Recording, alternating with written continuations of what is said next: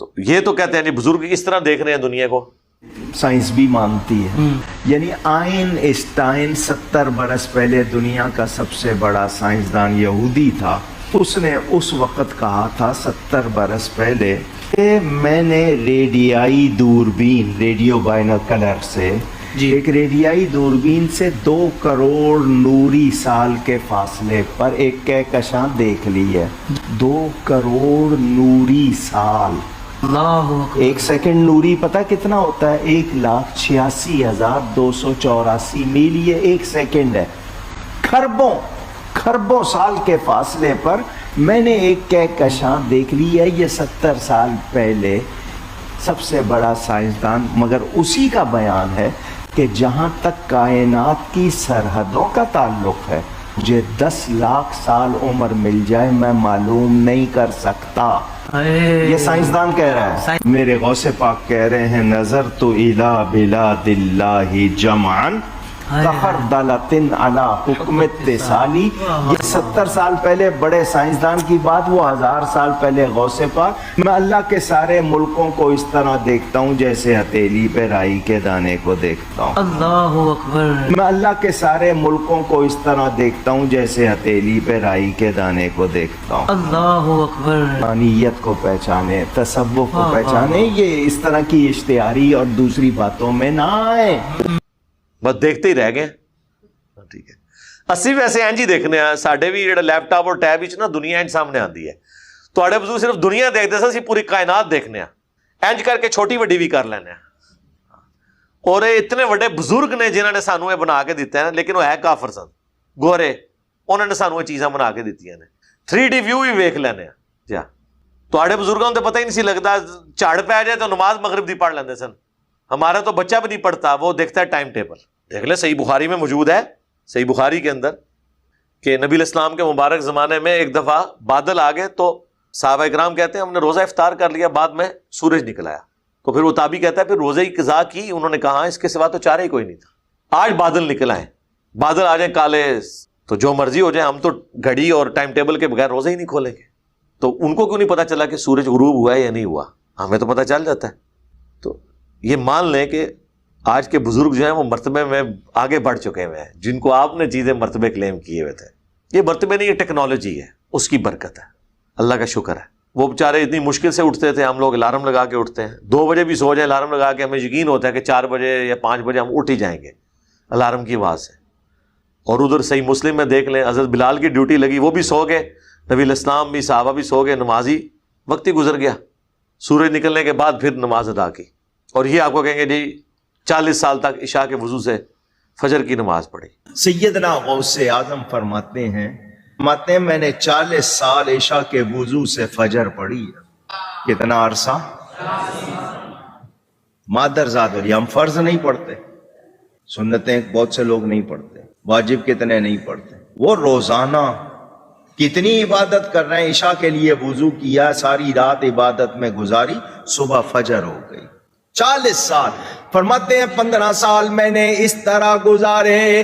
عشاء کی نماز کے بعد اپنے حجرے میں جاتا، کھونٹی ایک گاڑی ہوئی تھی دیوار میں، کچھ بھی سمجھ لیں، ہک لگایا ہوا، اس کو پکڑ لیتا اور ایک ٹانگ اٹھا لیتا، بسم اللہ الرحمن الرحیم سورہ فاتحہ سے قرآن پڑھنا شروع کرتا، اور اٹھائی ہوئی ٹانگ زمین پر اس وقت رکھتا تھا جب پورا قرآن ختم کر لیتا تھا.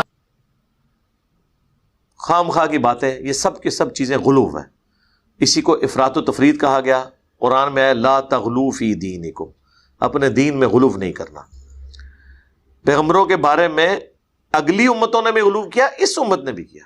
بخاری اور مسلم دونوں میں حدیث ہے کہ تم بھی اگلے لوگوں کے راستے پہ چل پڑو گے، قدم با قدم، بالشت بر بالشت، حتیٰ کہ ان میں سے کوئی شخص گوہ کے سوراخ میں داخل ہوا تو تم بھی اس کی پیروی کرو گے.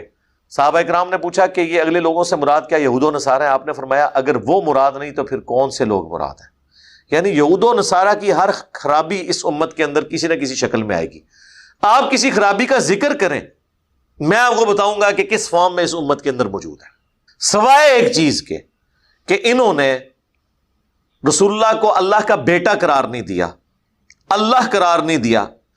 ویسے کوشش کی ہے نور من نور اللہ کہہ کر اس کا غلط مفہوم بیان کرنے کی، لیکن اوریاں اس طریقے سے کوئی شرک نہیں کیا. اور یہ بھی اس امت کی اللہ تعالیٰ نے چونکہ ختم نبوت ہے, اب کوئی پیغمبر نہیں آنا, یہ اللہ تعالیٰ نے کم از کم شرک جلی سے اس امت کو محفوظ رکھا. لیکن باقی آپ جس لیول پہ بھی دیکھیں, جو کچھ انہوں نے اپنے پیغمبروں کے بارے میں کلیم کیا نا, ادھر پیغمبر کے بارے میں تو چھوڑ دیں, انہوں نے تو اپنے بابوں کے بارے میں وہ چیزیں کلیم کی ہیں. آپ یہ جتنے بھی واقعات دیکھیں تو کیا کہتے ہیں کہ جی اللہ تعالیٰ نے فرمایا چھڑ دو, عبد القادر وچ پہ گیا. عبد القادر نے کیا کہ یا اللہ یہ میرا بندہ ہے. تو یہ عبد القادر اور اللہ کی جو گفتگو ہے اس کا کیا مطلب ہے؟ یہی بات اگر غلام احمد قادیانی کی طرف منسوب کی جائے تو یہ کہتے ہیں کہ جی وہ دجال ہے. اللہ اور بندے کی گفتگو جب ہو رہی ہے اور وہ بندہ پیغمبر بھی نہیں ہے تو کیا آپ کہنا چاہ رہے ہیں؟ پیغمبر کے دور کا آدمی بھی نہیں ہے, کیا آپ کہیں گے بیچ میں پیغمبر انوالو ہے؟ تو پھر آپ امت کو کیا کہنا چاہ رہے ہیں؟ اور اس بات کا جواب ان کے پاس کوئی نہیں ہوتا جب آپ ان سے پوچھیں. تذکرۃ الاولیاء جو تصوف میں ایک ٹیکسٹ بک ہے, بزرگان دین تصوف, دین اسلام نہیں, ان کے بزرگوں کی, اس میں آپ پڑھیں تو سارے بزرگوں کے بارے میں آپ کو بالکل ملے گا وہ ڈائریکٹ اللہ سے باتیں کر رہے ہیں. رابعہ بصریہ کا آپ کھولیں گے چیپٹر, رابعہ اللہ سے کچھ کہتی ہیں, اللہ پھر رابعہ سے کچھ کہتا ہے. ان سے پوچھیں یہ کس موڈ میں گفتگو ہو رہی ہے؟ خواب بھی نہیں, بیداری میں بیٹھے میں. وہ کہتے ہیں نہیں درمیانی کو حالت ہوتی ہے, کشف ہوتا ہے, یہ ہوتا ہے, وہ ہوتا ہے. یار یہ صحابہ کرام کو تو مطلب کچھ پتہ نہیں چلا. یہ ساری کہانیاں آپ نے بعد کے بزرگوں کے بارے میں کلیم کی ہیں. وہ تو بیچارے جنگوں کی مصیبت ہی اٹھاتے رہے, نہ ان سے نگاہ ماری گئی. آپ دیکھ لیں جب قادسیہ ہوئی ہے تو حضرت عمر مدینے کے باہر جا کے انہوں نے پڑاؤ ڈال دیا تھا کہ جب باہر سے کوئی خبر لے کے آئے تو مجھے پہلے پتہ چلے کہ ادھر کیا بنا ہے قادسیہ میں. ظاہر ہے اتنی بڑی جنگ تھی, وہ حضرت عمر ٹینشن میں تھے کہ اگر جنگ ہاری ہے تو میں پھر پیچھے سے کوئی اور پھر فوجی روانہ کروں یا ہم ریٹریٹ کریں اور کوئی اس کے لیے کوئی حکمت عملی تلاش کریں. تو یہ تو کہتے ہیں جی بزرگ کس طرح دیکھ رہے ہیں دنیا کو. یہ سائنسدان کہہ رہا ہے, میرے غوث پاک کہہ رہے ہیں نظر تو الی بلاد اللہ جمعن کخردلۃ علی حکم اتصالی. یہ 70 سال پہلے بڑے سائنسدان کی بات, وہ 1000 سال پہلے غوث پاک. میں اللہ کے سارے ملکوں کو اس طرح دیکھتا ہوں جیسے ہتھیلی پہ رائی کے دانے کو دیکھتا ہوں. اللہ اکبر. میں اللہ کے سارے ملکوں کو اس طرح دیکھتا ہوں جیسے ہتھیلی پہ رائی کے دانے کو دیکھتا ہوں. اللہ اکبر. بس دیکھتے ہی رہ گئے. مرنے سے پہلے اے مسلمان کر لے اس پہ غور. کتابوں کا خدا اور ہے, بابوں کا خدا اور فرقوں کی دکانیں بند. The damage has been done. اور بابے تو شے ہی کوئی نہیں, کوئی شے نہیں. یقین کرو یہ اتنی بار بولا کہ اب مجھے تھوڑا تھوڑا بابوں پہ ترس آنا شروع ہو گیا. اللہ تعالیٰ سے دعا ہے جو حق بات میں نے کہی اللہ تعالیٰ ہمارے دلوں میں راسخ فرمائے. اگر جذبات میں میرے منہ سے کوئی غلط بات نکل گئی تو اللہ تعالیٰ ہمارے دلوں سے محو کر دے, اسے دھو دے, معاف بھی فرما دے. ہمیں کتاب و سنت کی تعلیمات پر عمل کر کے دوسرے بھائیوں تک پہنچانے کی توفیق عطا فرمائے. سبحانک اللہم و بحمدک اشہد ان لا الہ الا انت استغفرک و اتوب الیک وما علینا الا البلاغ المبین. میرے دوستوں نے یہ ویڈیو مکمل دیکھ لی تو کیسی لگی آپ کو ویڈیو؟ امید کرتا ہوں کہ آپ کو اچھی ویڈیو لگی ہوگی. آپ کے علم میں اضافہ ہوا کہ نہیں ہوا آپ ہمیں کمنٹس کر کے بتائیے گا. اور ایسی اچھی ویڈیو دیکھنے کے لیے ہمارے چینل کو سبسکرائب کیجیے گا. اوکے, اللہ حافظ.